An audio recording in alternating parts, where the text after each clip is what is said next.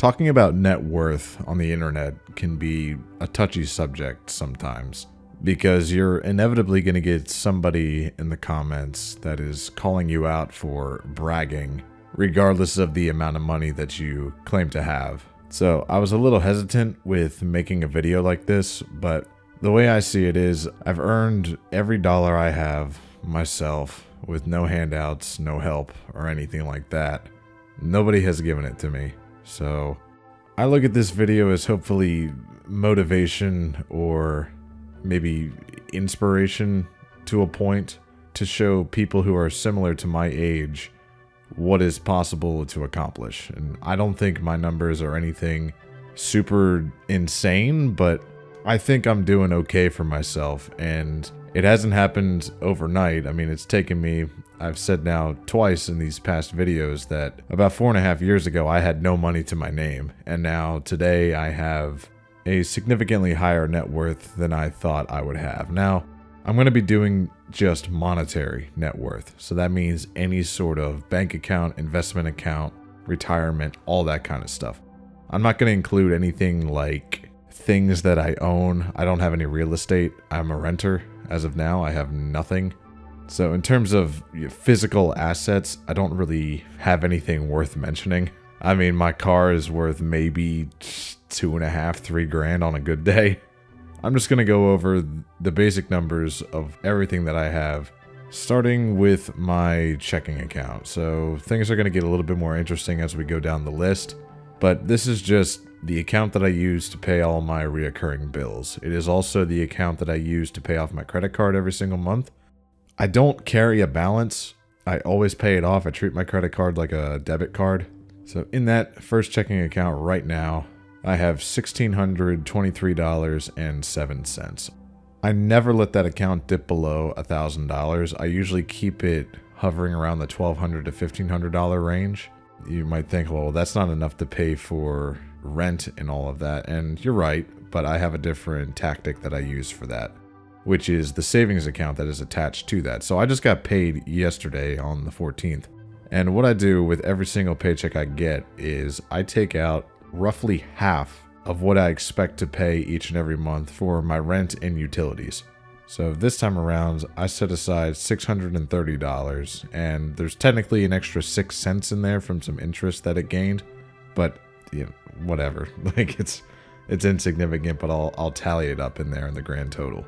That is my main bank account, but I have a couple others as well, including a high yield savings account, which I recommend. That's like a basic personal finance tip at this point, and everybody talks about them. For a little while, the interest rates were upwards of 5%. Now they've dipped down to around, I think I'm sitting at 3.9 with the account that I have, but around 4% is what you can expect. So in my high yield savings, this is what I consider my emergency fund, and it might sound a little high at the moment, but I have good reason for it. But it's currently sitting at $23,121.93. So the general rule of thumb that everyone says is to have a minimum of 3 to 6 months of living expenses set aside. Now, I agree. That is a good healthy amount of money in case of a layoff or some sort of big thing happens, a big repair of some kind. On an average month, I only need about $1,900 in order to stay comfortable. So if you take that $1,900, I'm even going to call it 2 grand just to play it safe. I'd need about $12,000 set aside to meet that requirement. So why do I have almost double? Well, a decent chunk of that I see as money to purchase a car when mine inevitably dies out.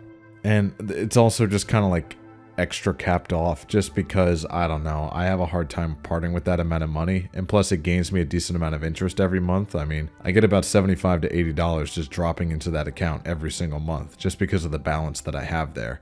Now, I understand that I could put some of that money towards an investment account, and over the long run, it's going to have much more benefits, and I'm probably going to end up parting off some of it and do that exact thing, but I just haven't done it quite yet. But right now, sitting at just over $23,000, which is overkill. I know it's not necessary, but it's what I have right now.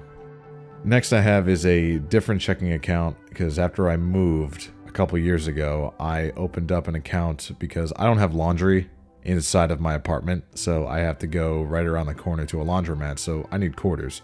Because I don't really carry a lot of cash, like physical cash, but my original bank account just does not have a branch out in this location at all, so I had to open up a different one, and all I do is just take out quarters, that's it.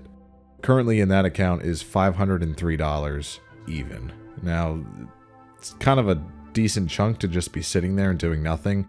I keep a minimum of $500 in there at all times, just so I don't get hit with a maintenance fee, which is $15 a month.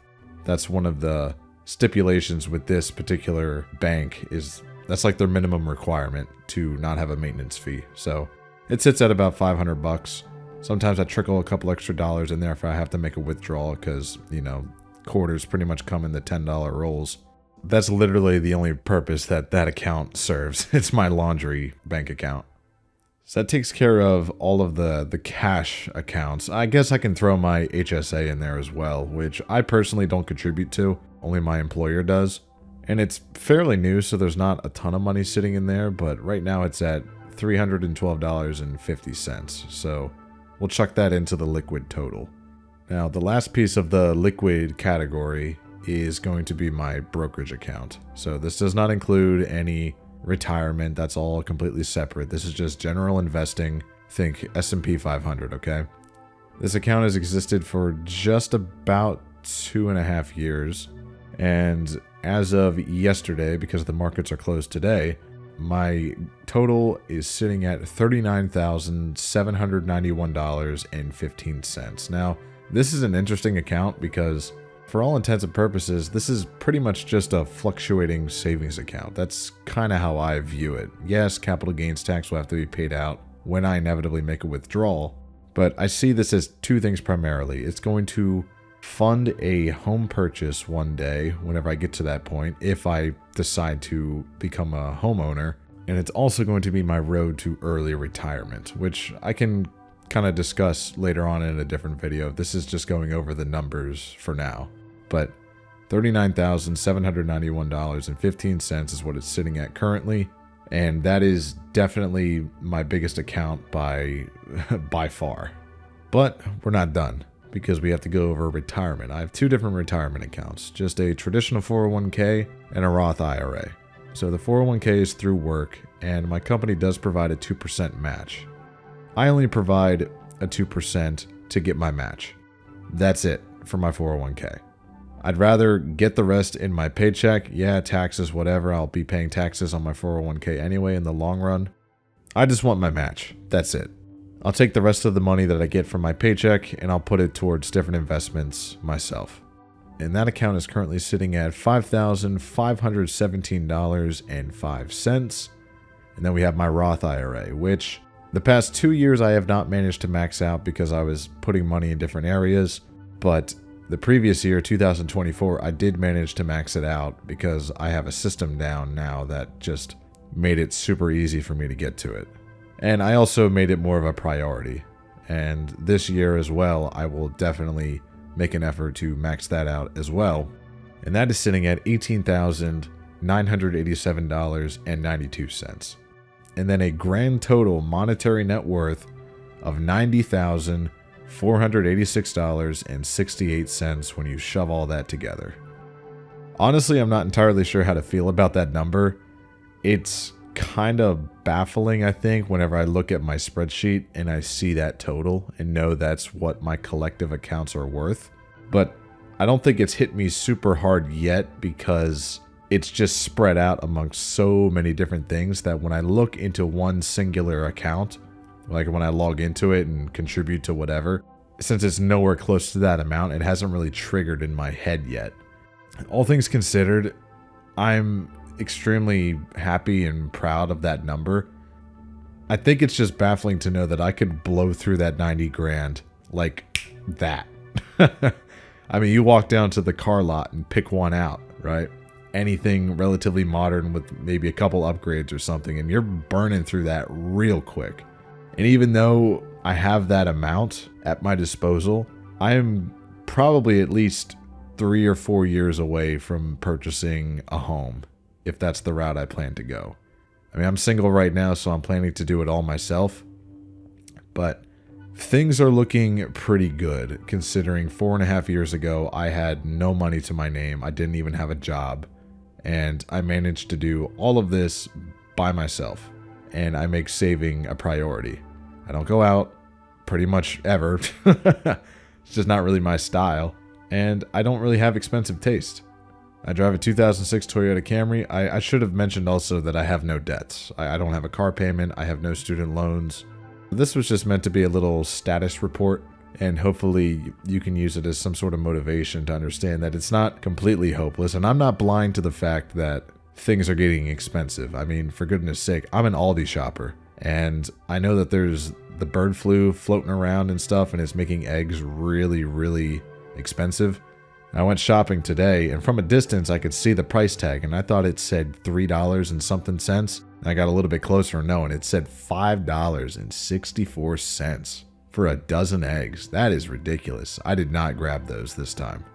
And just noticing other little creep ups as well, like 30 cents here, 60 cents there, 25 cents there. I'm noticing this stuff, don't get me wrong. But it is still possible to save money and invest and set yourself up for a better future. Thank you all for checking in. I hope you can use this as motivation or inspiration. And we'll continue this another time.